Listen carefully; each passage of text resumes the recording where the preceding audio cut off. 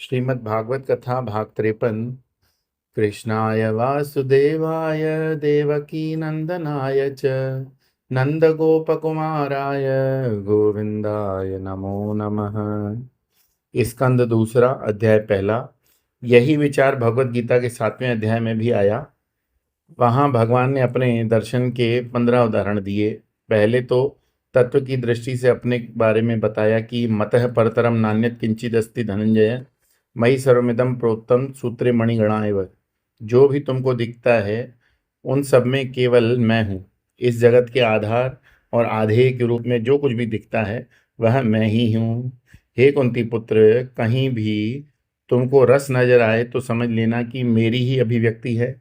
जहाँ तुम्हें प्रकाश दिखे समझ लेना प्रकाश के रूप में मैं ही तुम्हारे पास आ रहा हूँ।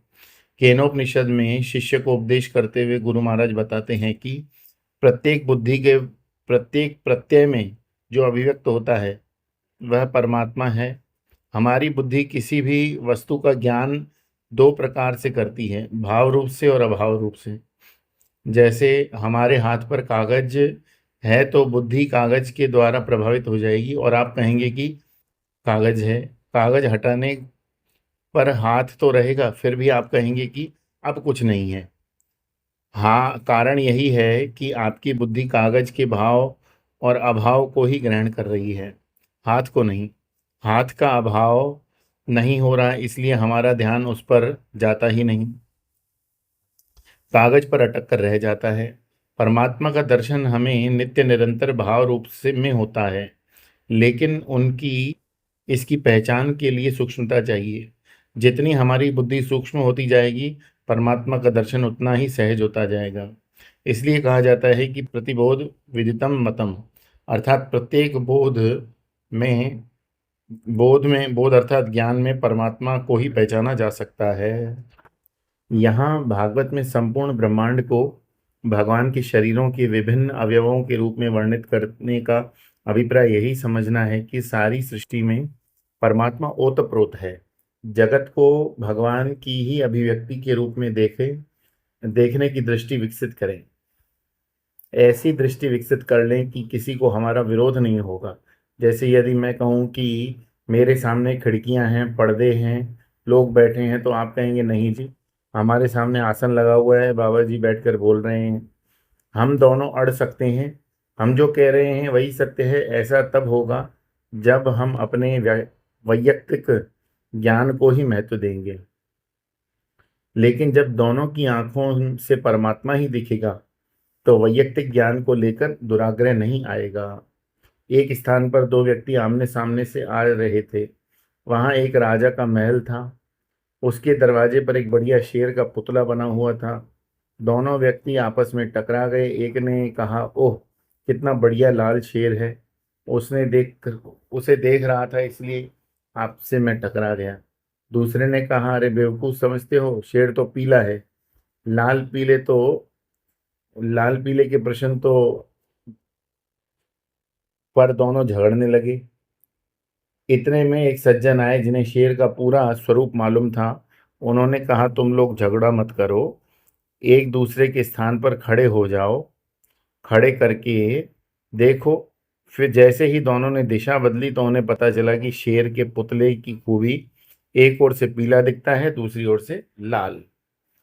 यही हमारे शरीर के दुराग्रहों को मिटाने का एकमात्र उपाय है कि हम दृष्टि का विस्तार करें। नहीं तो हम अपनी उपाधि के द्वारा इतने प्रभावित हो जाते हैं कि सोचते हैं कि मैं समझता हूँ वही ठीक है, जो मैं कहता हूँ वही ठीक है, बाकी किसी को कहना आता ही नहीं। मैं जो बताता हूँ वही करना चाहिए, दूसरों ने जो बताया वो गलत। इस दुराग्रह के द्वारा हम भगवान का ही तिरस्कार करते हैं। यदि हमें भगवान को देखना है तो उचित प्रकार से परमात्मा में अपने को स्थिर करना होगा। इससे औपाधिक दुराग्रह हमेशा के लिए समाप्त हो जाएगा, जिसके फलस्वरूप मन शांत होगा। अपने जीवन में द्वंद्वों के प्रभावित नहीं होता, वही भगवान को समर्पित है। भगवत गीता में ये विचार समत्व योग के रूप में बताते हुए भगवान ने कहा कि दुखे सुख दुखे समय कृत्वा लाभा लाभौ जया जयौ ततो युद्धाय युध्यस्व नैवं पापमवाप्स्यसि।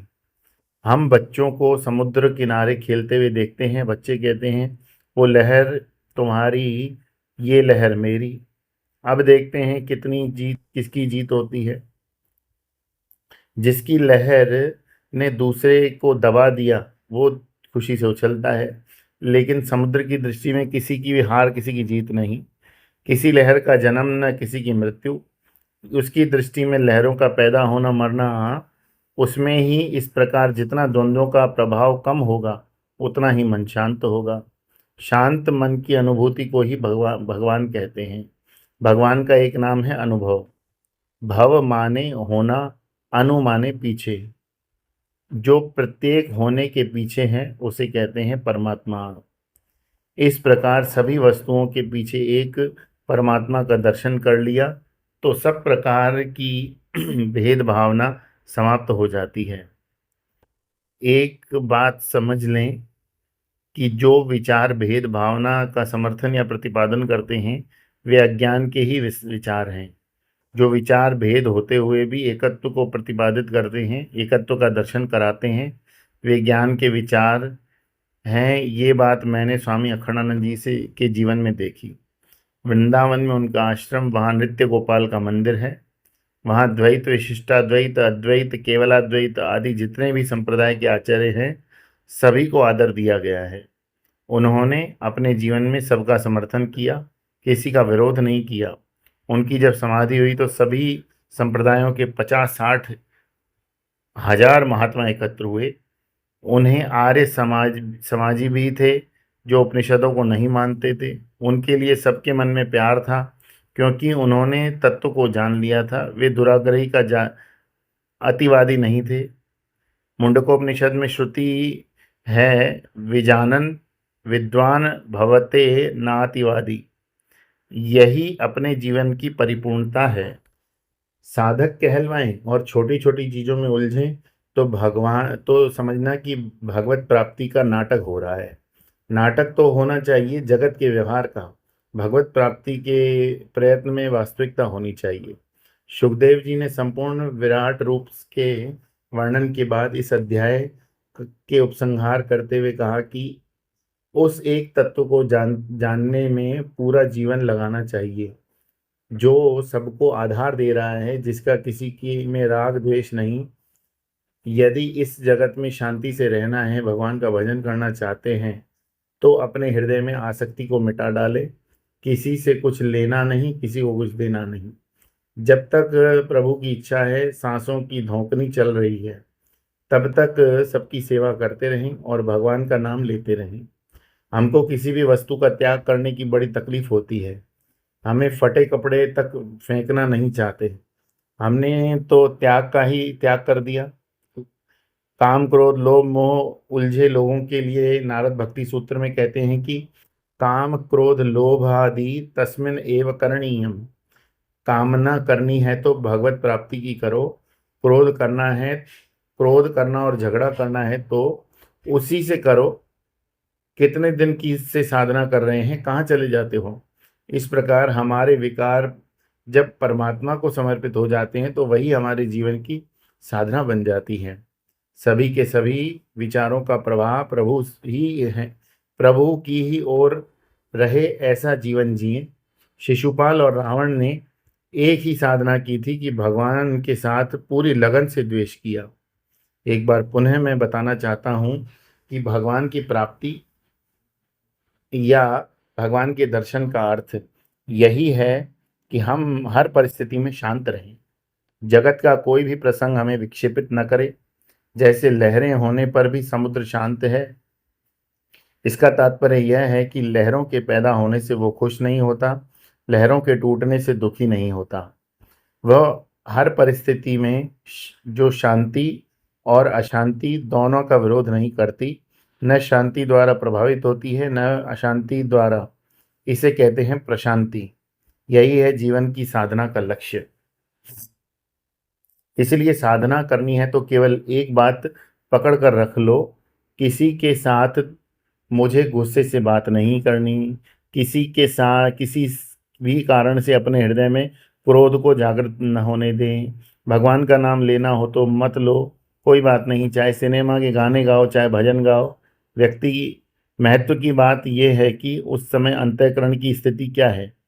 ऐसा नहीं कि जितनी जोर से गुस्सा आ रहा है उतनी तेजी से राम राम कह रहे हैं। इससे अच्छा तो यह है कि हाथ में चाय का प्याला लिए शांत भाव से खटिया पर पसरा हुआ है, किसी को कष्ट नहीं देता, किसी से कुछ मांगता नहीं, किसी के दुख का कारण नहीं बनता, अपने जीवन में गुस्से को अलविदा कह दो।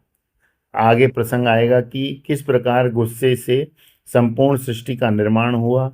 इसलिए यहाँ गुस्से को बड़ी जल्दी, सबको गुस्सा बड़ी जल्दी आता है। गुस्से को जीतो तभी प्रभु के दर्शन होंगे, अन्यथा जीवन व्यर्थ ही बीत जाएगा। अशांत होने और गुस्सा करने से नुकसान अपने को ही होता है, शांत रहने से लाभ अपने को ही होता है। परमात्मा की प्राप्ति करनी है तो मन को नित्य निरंतर शांत बनाओ।